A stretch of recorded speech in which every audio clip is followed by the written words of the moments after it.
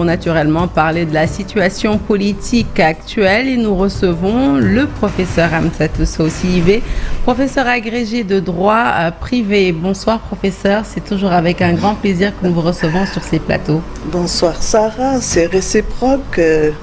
Bonsoir à tous et toutes celles qui sont en train de nous suivre. Et bonsoir à tous. Alors, le président de la République, professeur, dont la réponse était très attendue après décision du Conseil constitutionnel d'invalider le report de la présidentielle, vient de réagir. Macky Sall entend faire exécuter cette décision et organiser l'élection dans les meilleurs délais. Quelles sont, selon vous, les possibilités désormais qui s'offrent à lui, justement, dans l'optique d'organiser le scrutin dans les meilleurs délais? Voilà, je voudrais d'abord me féliciter de ce qu'il ait publié un communiqué dans lequel il prend acte et prend la décision aussi de faire exécuter. Je crois qu'il faut toujours rappeler que la Constitution fait du président de la République le gardien de la Constitution. C'est l'article 42 de la Constitution. Alors, je regrette quand même un tout petit peu que ça se soit passé ainsi. Nous avions suffisamment de temps pour organiser l'élection présidentielle. Il y a eu beaucoup de couacs, il faut le reconnaître. Et le couac le plus grave, je crois, c'était ce décret qui changeait la date des élections. Bon, parce que c'est contraire à la Constitution. Et le Conseil constitutionnel a réagi en rétablissant le droit. Et sous ce couvert, nous félicitons ce Conseil constitutionnel qui a dit le droit et surtout qui a eu de l'audace. Parce qu'il y a une jurisprudence constante qui voulait que le Conseil constitutionnel se déclare incompétent chaque fois qu'il fallait juger, jauger la constitutionnalité d'une loi constitutionnelle.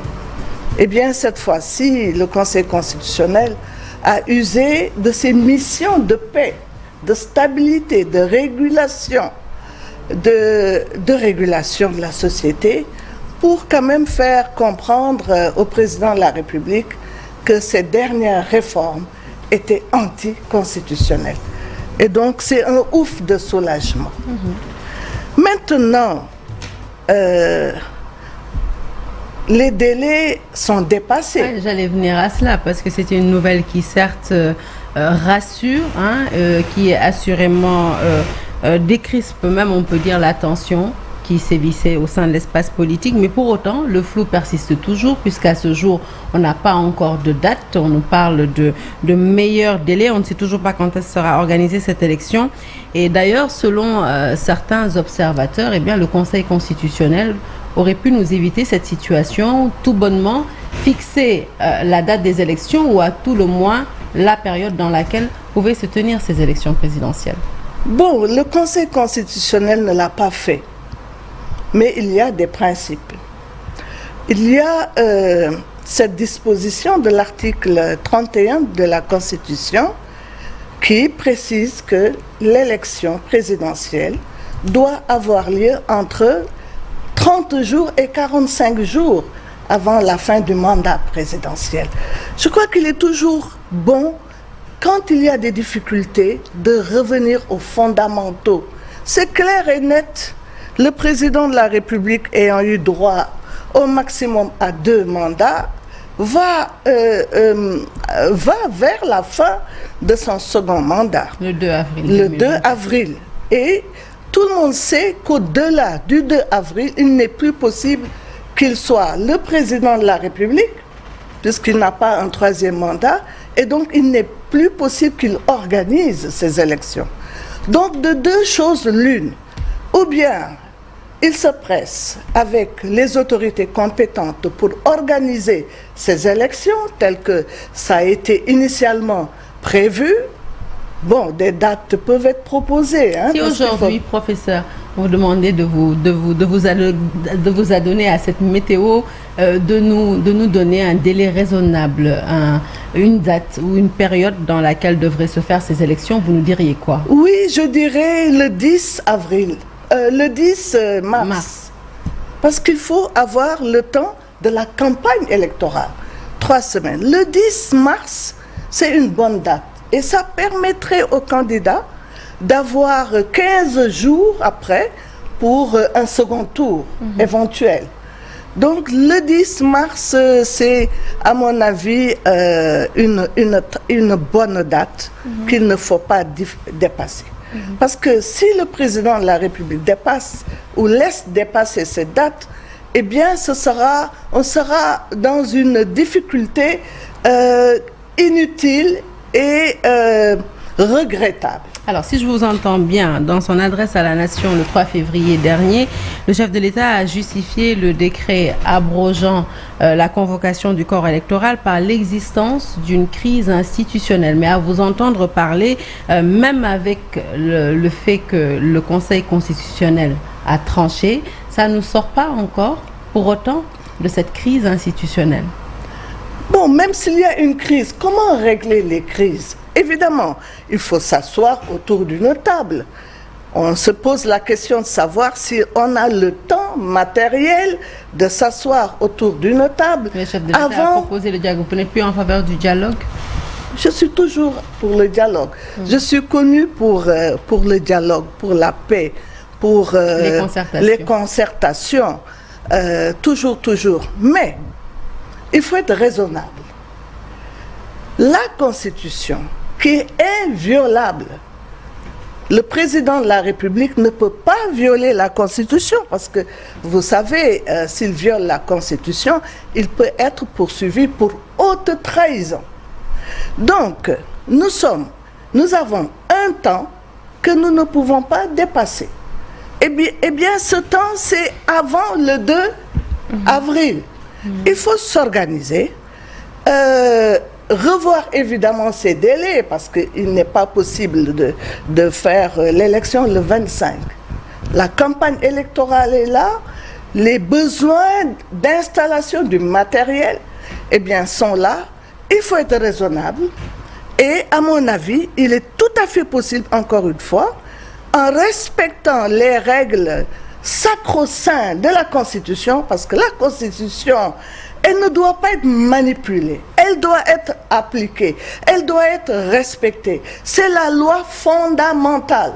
Donc, ne pensez-vous pas qu'au préalable, quand même, il faudrait que pour organiser cette élection, qu'il y ait une concertation ou une discussion, certains l'appelleront un dialogue, avec les candidats retenus, puisqu'in fine, il faut qu'on sache peut-être déjà avec les candidats pour fixer une date. Mais cette date ne saurait dépasser, eh bien, celle prévue par la Constitution. Donc, 30 jours, entre 30 et 45 jours avant la fin du mandat du président de la République.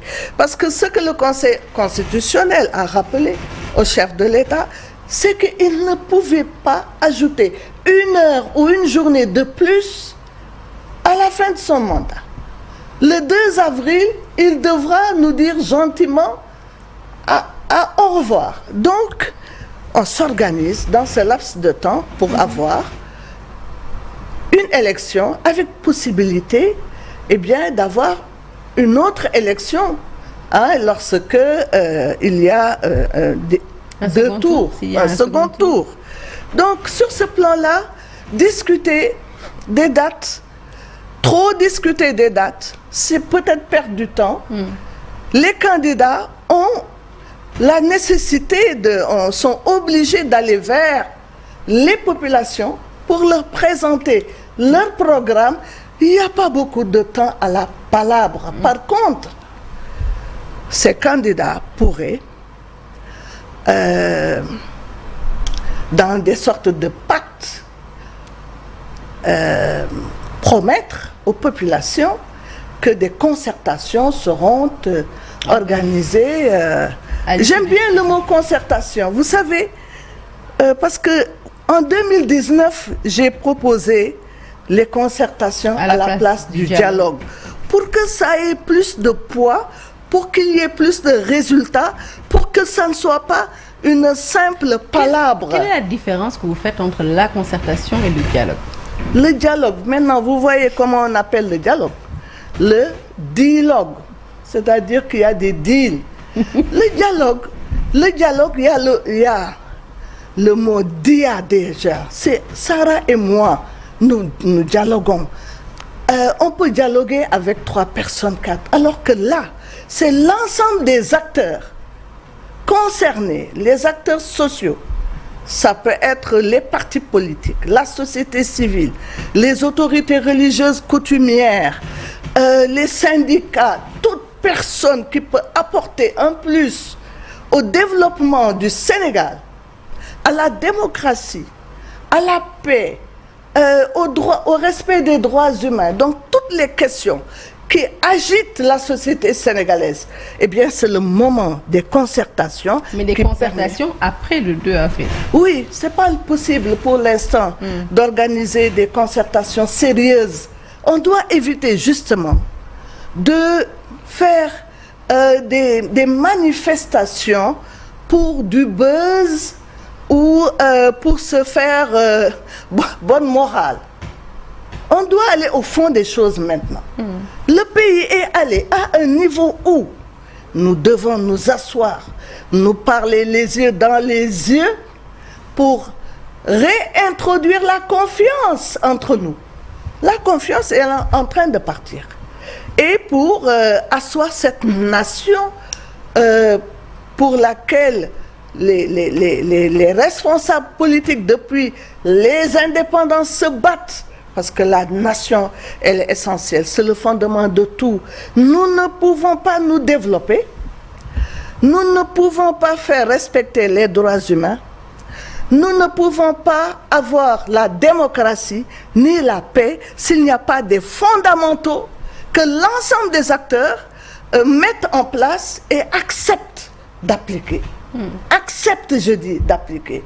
Il ne faut pas que tout ce que nous sommes en train de faire soit un simple jeu. Les problèmes sont profonds. Nous avons besoin de notre cher Sénégal parce que surtout les jeunes ont besoin... Parlons des jeunes, parmi les pas qui ont été posés pour restaurer la confiance, décrisper la tension qui sévit au sein de l'espace politique, la libération en masse des détenus. On a tous vu ces images à la sortie de la prison de Rebeuss. Vous les avez vues comme nous. Quelle appréciation faites-vous de cette libération? J'ai demandé ça. La libération, ça fait peut-être pas 2 semaines, la libération des détenus politiques. Ça n'a pas de sens qu'on ait des détenus politiques. De droit commun, oui, pour des criminels, pour des personnes qui ont commis des délits graves, mais pour des opinions, on n'a pas le droit d'enfermer quelqu'un. C'est la liberté d'opinion. C'est la Constitution. Ce sont les instruments juridiques internationaux qui posent ces principes et ces libertés. Nous n'avons pas le droit de contrevenir à ça. Et je profite de l'occasion pour demander solennellement qu'un candidat qui est en prison, qui ne jouit pas de la même dignité, qui ne jouit pas de la même liberté que les autres candidats, Bassirou Diomaye Faye soit libéré. Sinon, ça n'a pas de sens. Il est candidat. Le Conseil constitutionnel a dit qu'il est candidat. Et il reste en prison. Peut-être que ça s'est passé dans d'autres pays, mais chez nous, un pays vraiment où la teranga, où le respect vis-à-vis d'autrui, où les concertations, les discussions, eh bien, sont la base de notre société. On ne peut pas avoir cette situation. Vous demandez la libération Je le demande, oui. Bassirou Diomaye Faye, quid de celle de son mentor, Ousmane Sonko, qui est également... Mais évidemment aussi, ça n'a pas de sens. Nous devons nous réconcilier. Nous devons nous donner la main. Avoir un Sénégal de bonheur. Un Sénégal où il fait bon vivre. Que chacun sorte. Vaque à ses occupations, que chacun soit aux côtés de sa famille. C'est ça le Sénégal. Ouais, et c'est de ça que nous rêvons. Je pense que c'est un très très beau mot pour la fin. En tout cas, merci. C'est fini déjà. Oui, le temps qui nous était imparti est terminé. Merci beaucoup, professeur Amsatou. C'est moi, Sarah. C'est moi. D'avoir accepté cette invitation. Excellente suite de programme en notre compagnie. Un peu plus tard dans la soirée, comme d'habitude, le vendredi, vous aurez l'équipe de Giancarlo sur place pour décrypter également la situation politique actuelle. Excellente suite de programme en notre compagnie et bon début de semaine à toutes et à tous.